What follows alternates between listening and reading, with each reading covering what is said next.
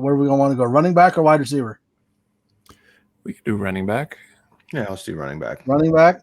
All right. So we know that Lindsey's a restricted, right? So you can you can put a tender on him. And then Gordon is under contract, but he's gone for at least, I'm assuming, the first 3 games. And then we don't know if I would assume they're not going to, but we heard all through the season that there potentially could have been a out or a clause in his contract where everything with the DUI, the Broncos could get out of it. I don't think they will, but I mean, we don't know. And if, let's say that someone wants to match that tender or beat that tender on Philip Lindsay and he's gone, then what?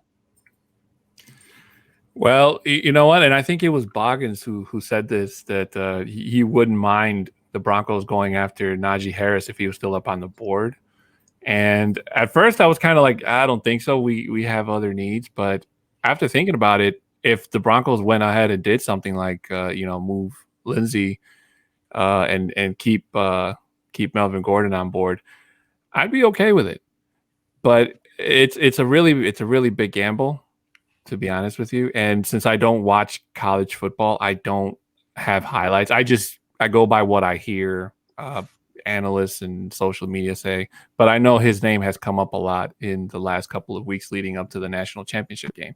So I really like Philip Lindsay. He's the Colorado kid. He's had 2 really good seasons, but unfortunately this year injuries have really, really held him back. And even though he's been trying to be, the tough guy and push through and whatnot, it was just something that he couldn't overcome, where it was something that he can put on tape and say, hey, look, I'm worth keeping. But to Melvin Gordon's benefit, he was able to come in and say, yeah, I might be an overpaid running back like most people say, but when the chips are down and I need to, go out and get yardage and do this and do that, he can do it. Let alone the 4 dropped fumbles he gave up. Well, and the thing that sucks is, like, Lindsey is so good. Like, when he gets the ball, he's going to gain you yards. But we kept wondering at the beginning of the season, and during the season, why aren't they taking full advantage of Philip Lindsay? And then we kept hearing that, oh, well, he's got a small frame. He's a small running back, so he's going to get hurt all the time. And honestly, he does. He's gotten hurt every year, multiple times. So I love the guy. He's got a lot of talent, but if it's between Melvin Gordon and Philip Lindsay, I've got to stick with Melvin because he's not hurt. Fumbles you can fix. Getting hurt all the time, you really can't. Yeah, I mean, Najee is kind of. Gosh, I would love to get Najee. I mean, I think he's a bit more of a pipe dream though, just because of positional value. I don't think.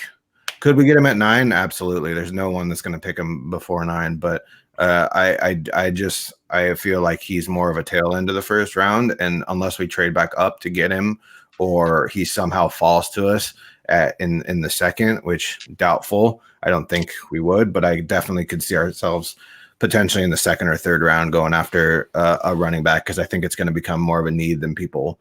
It's kind of been a sneaky.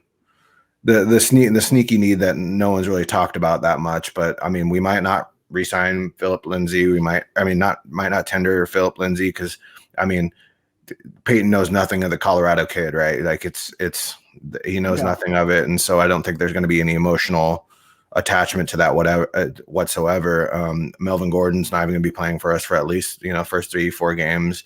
Royce Freeman is a Jag, so I mean, it's going to be a lot more of a need than we think. However, the free agency market for the RBs right now is going to be loaded. So there's 1.5 million of them. So do you have any options? There's quite a few. I'm really hoping for like a Marlon Mack. I would really like a Marlon Mack because he would fit really well with Shermer, like in his pass catching backs and whatnot. But he's also coming off an injury, so But there's a lot. There's like Kenyon Drake and stuff, but he's going to want too much money. Well, and they had I know I heard Amir Abdullah because of the Vikings connection. Mhm. I mean, I've always been a fan of Amir Abdullah, but I don't know. I mean, he is a pass catching back, but Yeah. James White don't know. Too. Yeah, James White. Yeah, there's a ton of them, but I mean, that's one thing with this new GM is I would whenever we're looking for a position, I would definitely check out that Vikings roster because him and Spielman have been together for whatever, 14. Like 10, 15, 14 years. Like it's that's there. I think that's going to be a connection, hard connection that we will definitely be picking a lot from them, I think. So if it's not going to be Najee Harris in the draft, do you have any other running backs in the draft that piques your interest? Yeah. I think like probably a Chuba Hubbard or gosh, what's his name? Trey that just went down. He just went down to the national championship. Trey Sermon just went down. Probably a collarbone, so that's doable. There's a couple, and then it kind of just falls off at a certain. There's one guy that I wanted, but he recommitted for another year, Zamir White. But I would look for more pass catching backs than a bruiser, really. So bruisers are a little easier to find, but Najee would be the pipe dream. But I'm also afraid of Bama running backs because they use them and run them into the ground. They use their running backs a lot. So, wow. Derek, I mean, think about it. How many teams have 2 Pro Bowl running backs and they're thin at the position? Like, there's so much uncertainty. Yeah, there's a lot of teams that need that. I mean, there's a lot of teams that have RB or good running backs right now. It's pretty crazy, actually. So he might fall. He might. And I could see like Amir Abdullah coming in to replace like a Royce Freeman, but I don't necessarily know if I'd see him coming in replacing like a Philip Lindsay. I'd take a Rex Burkhead to come in and replace a Royce Freeman. Really? Not Lindsay? What do you mean? Because they brought in Royce Freeman because he's the bigger back.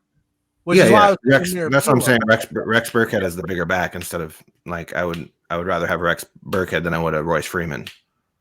I mean, Royce Freeman came into the league with a ton of mileage on him. Freeman. Oh yeah. That was one of the worries too.